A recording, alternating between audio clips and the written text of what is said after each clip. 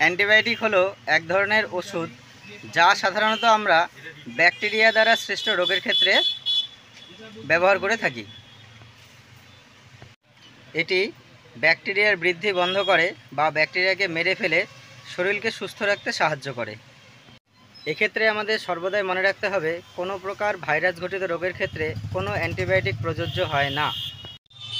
এই অ্যান্টিবায়োটিক আবিষ্কার করেন আলেকজান্ডার ফ্লেমিং, যিনি ছিলেন একজন বিশ্ববিখ্যাত চিকিৎসক, অণুজীব বিজ্ঞানী এবং প্রথম অ্যান্টিবায়োটিকের আবিষ্কর্তা।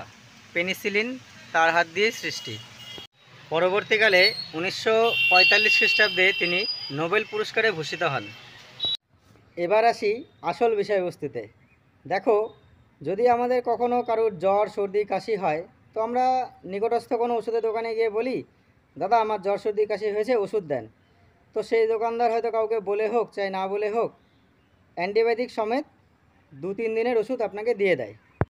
আমরা সেই ওষুধ বাড়িতে নিয়ে এসে খেয়ে দিয়ে 1 দিন বা 2 দিনের মাথায় কিন্তু সুস্থ হয়ে উঠি। এবার প্রশ্ন আমার, আসলে কি আমরা সুস্থ হলাম? এবার আসি আলেকজান্ডার ফ্লেমিংয়ের কথায়। তিনি যখন নোবেল পুরস্কার গ্রহণ করছেন, সেই অবস্থায় তার বক্তৃতায় তিনি বলেন, আমি এই আবিষ্কারের জন্য খুব আনন্দিত, কিন্তু আমি এর অপব্যবহারের জন্য খুব চিন্তিত। তিনি আরও বলেন যে এই অ্যান্টিবায়োটিকই হয়তো একদিন সমগ্র মানবজাতির ধ্বংসের কারণও হতে পারে। বর্তমান সময়ে এই বিষয়টি খুবই প্রাসঙ্গিক। তাই অ্যান্টিবায়োটিক যেমন খুব উপকারী, তেমনি এর অপব্যবহারও খুব মারাত্মক। প্রয়োজনের কম বা বেশি অ্যান্টিবায়োটিক কখনোই আমাদের গ্রহণ করা উচিত নয়। সবসময় রেজিস্টার্ড ডাক্তার অথবা সরকারি স্বাস্থ্যকর্মীর পরামর্শ অনুযায়ী আমাদের অ্যান্টিবায়োটিক খাওয়া উচিত। এছাড়া অ্যান্টিবায়োটিক খাওয়ার কতগুলি নিয়ম আমাদের সর্বদাই মনে রাখা উচিত। যেমন, প্রেসক্রিপশানে যে কদিনের জন্য অ্যান্টিবায়োটিক খেতে বলবে, সেই কদিনই আপনি অ্যান্টিবায়োটিক খাবেন। অ্যান্টিবায়োটিক চলাকালীন আপনি যদি সুস্থ হয়ে যান, তবুও সম্পূর্ণ ডোজটি কমপ্লিট করুন।